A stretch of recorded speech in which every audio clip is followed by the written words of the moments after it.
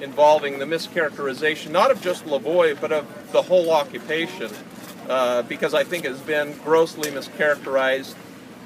These folks, and I'm going to go back to Ammon Bundy, if they have arms, if they have security, it's because they're concerned about their personal safety.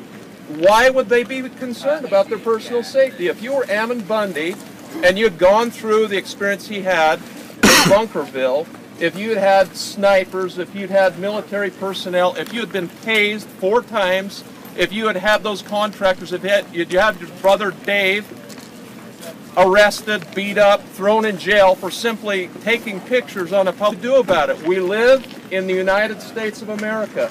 We have a Constitution. We have the Second Amendment that guarantees our right to bear arms to defend ourselves. If they are bearing arms, it is because of their concern for their personal safety.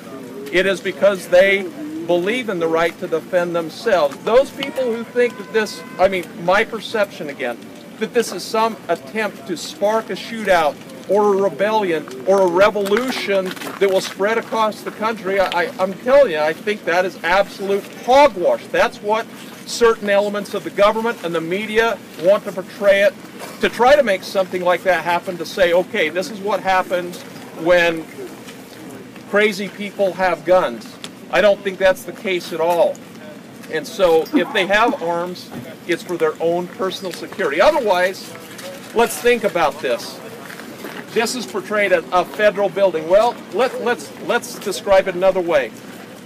This is public land. This is a public facility. Are not the Bundys and the Finicums and anyone else involved members of the public? Isn't that sign that's got an American flag on it right now says, "Welcome to your National Wildlife Refuge"? Does that "your" not include the Bundys, the Finicums, all of you, me? I mean, why shouldn't they be able to come here? I mean, people say they shouldn't be able to. I've heard they're trespassing. How are they trespassing on public land?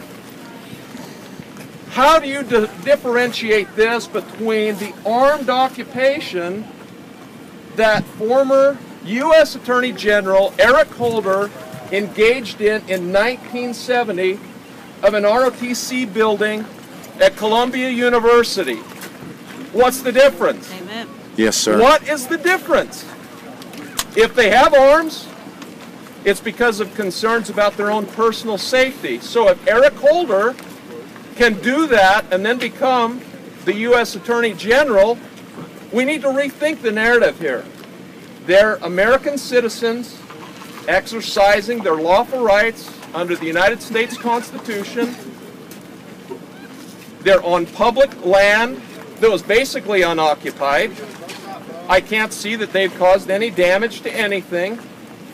I think you need to really seriously relook at the narrative that a lot of the media is trying to spin about this.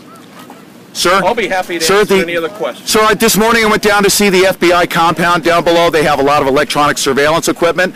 Do you believe that they're here to serve the public interest, or is it a conflict of interest because they're here to protect the government's seizure of land across the West? The FBI? The FBI, that's correct.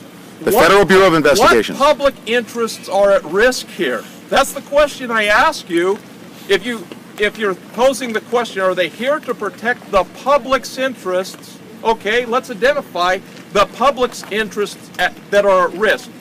Somebody tell me what public interests are at risk that they need to be here to defend.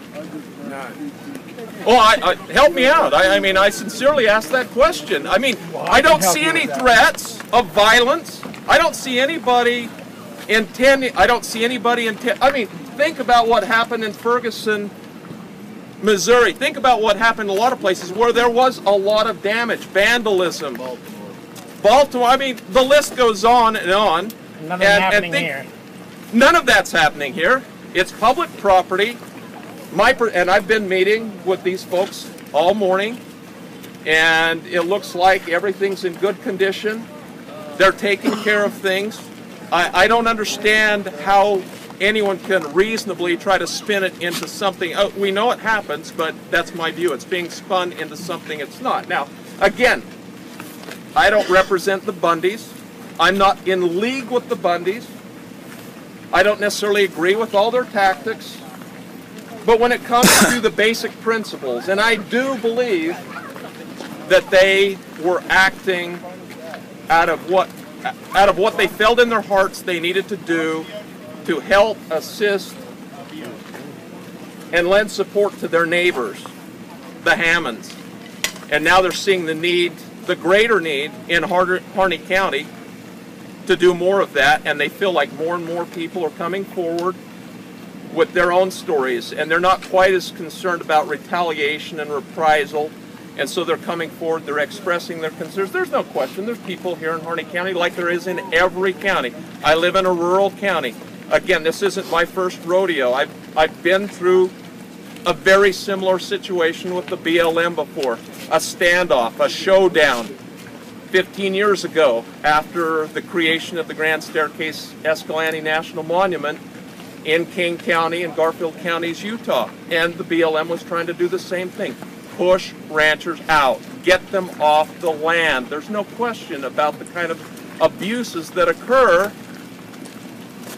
Sooner or later, people have got to start standing up. And from what I can tell, that's what they're doing, and they're doing it peacefully, and they're not threatening anyone. States, ultimately. In that county. In that county. Is that correct? He has the ultimate authority in that county. I mean, there's a great book. I can't remember the exact name of the book, and I'm probably preaching to the choir to many of you, but it was written by Sheriff Richard. Has more power, more authority than anyone else in this land. And, you know, and that's a scary thought, especially if that sheriff doesn't understand his responsibilities under the Constitution. And I've seen this so many times. And I don't know, but my perception is that the sheriff here in Harney County is, like many sheriffs are, intimidated by the federal government.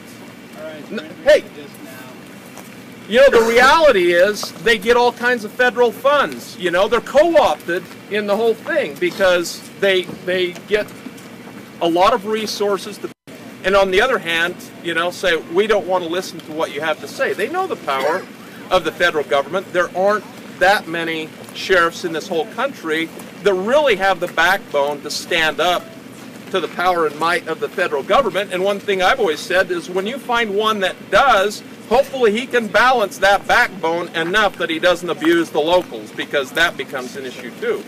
But that it's, you know, yes, the county sheriff has a lot of power. If he understands that, and he should fully embrace his responsibility. He's in charge here. Just to clarify, so basically, so we get this on the record, he does have the jurisdiction to actually remove federal jurisdiction in this area if he chooses to do so. That's not him to choose. If necessary for public safety. Say something that everybody doesn't seem to understand. What you need to understand is that